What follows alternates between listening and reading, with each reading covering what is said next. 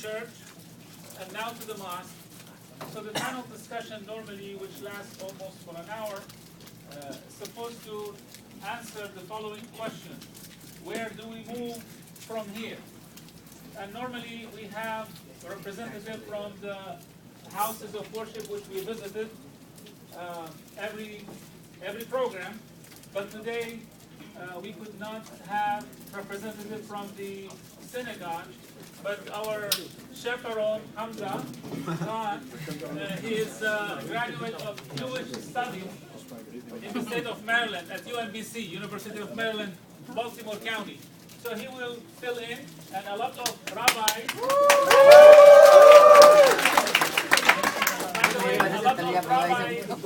in Maryland, they depend on Hamza.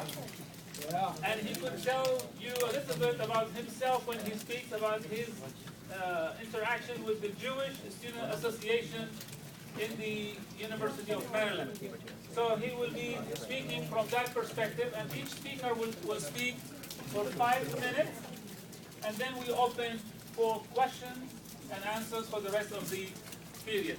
So we start from the, let's say, the Jewish faith, since we are going by Judaism, Christianity, and Islam.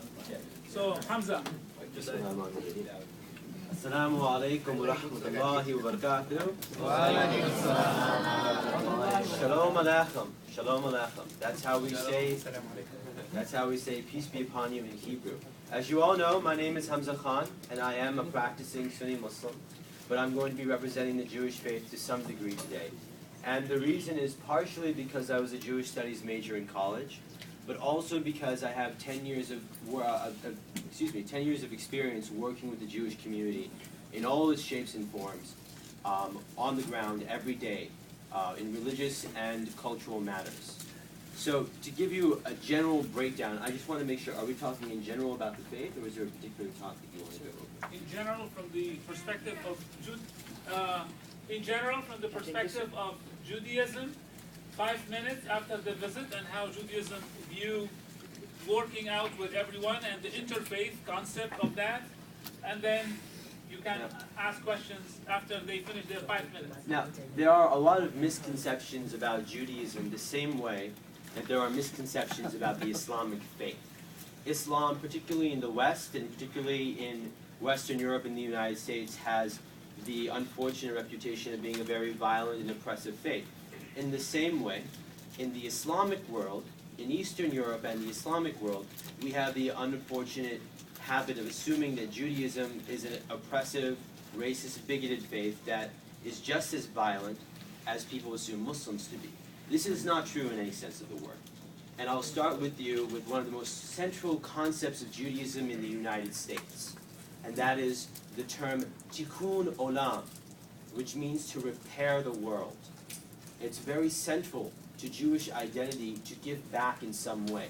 We heard earlier today from Rabbi Kay the importance in Judaism of serving God, and how that is the purpose of life in this world.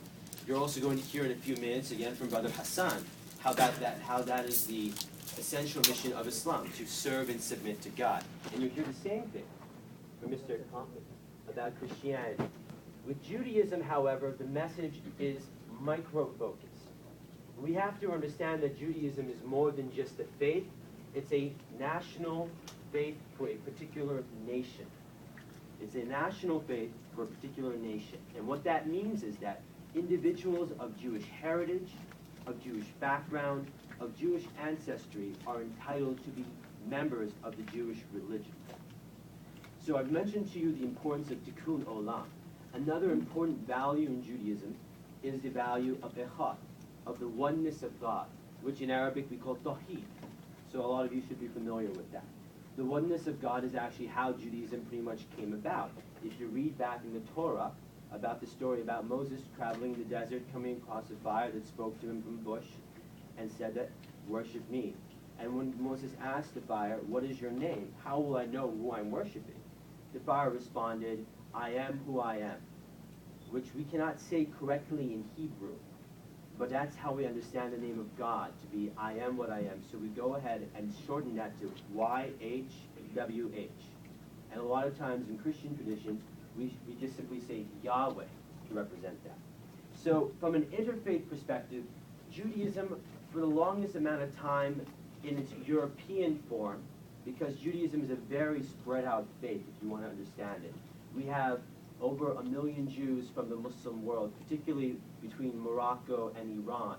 We have established Jewish communities in Indonesia and in India and in Pakistan. There are Jews in Pakistan. Who here's from Karachi? Raise your hand.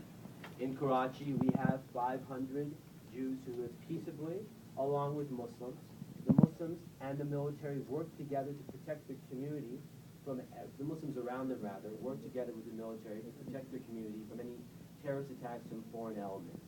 The Jews from the Muslim world are known as Mizrahim and Sephardim. And a lot of their traditions are actually very similar to Islamic traditions. And that is because of the cross-cultural relationship that developed between Muslims and Jews. A lot of times in Islamic history, we Muslims did not always have the best scholars when it came to scientific and political matters. We would turn to academics of the Jewish faith. And in response, some of Judaism's most important poetry and music comes from the Islamic experience. There is a song that is very popular on Shabbat, on the Jewish Sabbath, which we know in Arabic and in the Quran as Sabt, the seventh day. That song is called Adon Olam, love for the world. Sam, is that right? Love for the world? Adon Olam. It's by a poet named Ibn Gabriel, which we would know in Arabic as Ibn Ibrahim. He was a Jew from Spain who was influenced by Sufi poetry written by the Islamic Sufis right next to him, which is where he got the idea for the song and for the poetry. Some of the most important scholars of Judaism had a huge impact on how we Muslims understand the world as well. One of those important scholars in Judaism, we call him Rambam, which stands for Rabbi Moshe ben Maimon, which we would call in Arabic Rabbi Musa ibn Mamun, or Mahmud. Mamun. We also just know him as Maimonides in English. He was one of the doctors to the great Islamic general and conqueror Saladin, who, as we all know, liberated Jerusalem many years ago. And he was also one of the top political scholars for the Jewish faith, rising to become the leader of the Jewish people in the Islamic world, by order of Saladin himself. His son got a little bit carried away with his love for Islam and was almost kicked out of Judaism because he started dressing the clothes and the robes of Islamic mullahs, ulama, and this became a bit of a problem. But you can see that the level of integration between the two groups. But that's thousands of years ago. That was 1,000 some years ago. The European experience with Judaism was very different, and a majority of Jews in the world today happen to be from Eastern and Western Europe. Those Jews suffered unbelievable amounts of discrimination and intolerance while staying in Europe. Partially, this was a result of Christian dogmas that weren't in line actually with Catholicism or Christianity. They were mainly, and does everyone know what the word dogma means? Yes. Okay, they weren't actually in line with the Christian faith. They were being used politically by leaders who were just simply trying to get around their problems in everyday life and blame it on someone else. A lot of you from Muslim countries should be familiar with this concept. Randomly, if your car doesn't start in the morning, I know some of my uncles like to scream, "It's America's fault!" It's not really America's fault at all. So we are familiar with the idea of people being blamed for nothing. This led to an insularity, Jews not really wanting to talk to non-Jews, particularly if they came out of Europe. And that's why we have so many troubles today with Israel being a majority country of Jews from Europe originally. They have a hard time getting along with people they don't fully trust, and vice versa. Today in America, however, over the last 10 to 20 years, the Jewish community has been one of the driving forces for interfaith change, political advocacy, and interfaith relations in general. In Washington, D.C., how many of you have been to the National Mosque in D.C.? Raise your hands real fast. The Masjid's lawyer happens to be Jewish. Its main lobbyist for the city of D.C. happens to be Jewish. Their insurance agent happens to be Jewish. And the imam, his best friend, happens to also be Jewish. And he happens to also be a Saudi. So that shows you the close level of relationship. In Maryland, where I grew up and where I have close relationships with a lot of the rabbis I can tell you that the Jewish community for the last 10 years has been reaching out with undying passion to learn about Islam, and they've had a long-running relationship with Christianity going back for 30, 40 years, even longer in some cases. But they've been dying since 9/11 to know for a fact that Muslims are not interested in terrorism. And they sum this up again with the term tikkun olam. This is how they repair the world, reaching out to us. Jazakallah khair.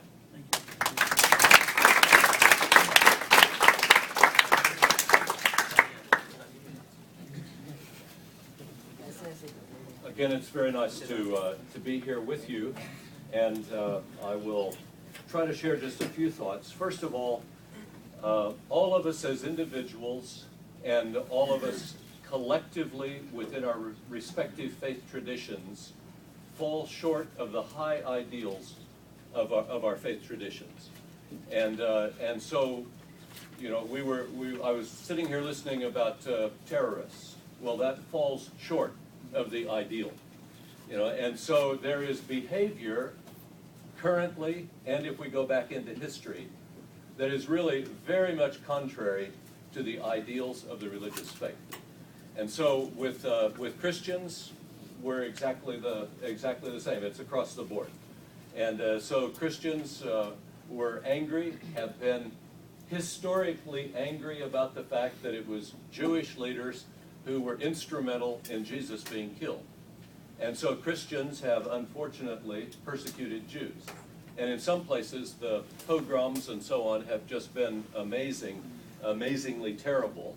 And of course, the Holocaust is the prime example of Christians behaving in any way but what Christians should be doing. The Crusades are an example of Christian interaction with Islam. And again, it's that same thing, and the politics coming into it. It masqueraded as a religious war, and in one sense it was a religious war, but in another sense it was a political war, more than a religious war, as far as the Crusades that were carried on. So all of us have skeletons in our closets, as it were, and they're not even in the closet, they're right out in the open. All of us can look back yesterday or 1,000 years, and we can see behavior that we say is not appropriate for those people who are carrying the name of whatever our faith tradition is. And certainly Christians are no exception to that. And that's unfortunate for religion in general, because any religion where the standard is let down hurts all religion. And so when you quote Muhammad and you say, you know, killing one person is like killing everyone, or helping one person is like helping everyone, harming religion, you know, harming the reputation of religion harms all religion, because people become more cynical, they become more skeptical, and they say, if this is what religion produces, well, why should we have anything to do with it? And so I think it's important for us to keep that in mind, particularly in the context now of coming together. You know, I can't stand up as a Christian and say, we have it together, you don't. You know, we're striving toward the ideal, and we have fallen short.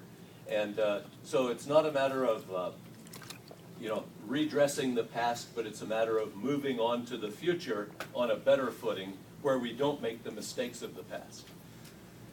With both Islam and Christianity, somewhat different from Judaism, and this was alluded to, Jews are not actively seeking converts. They don't have a global mission. They don't have a sense that they've been called to go out and to make everyone Jews. They accept converts, and they may have some restrictions about marriage between Jews and non-Jews, and conversion to Judaism is part of the package. But for the most part, Jews are not an evangelistic, a proselytizing religion. Both Islam and Christianity have a sense that we have a message to share with the world, you know, and we're right. And so I think both Muslims and Christians tend to be more militant in their sense of divine commission in a divine call, divine mandate to share with the world what it is that has changed.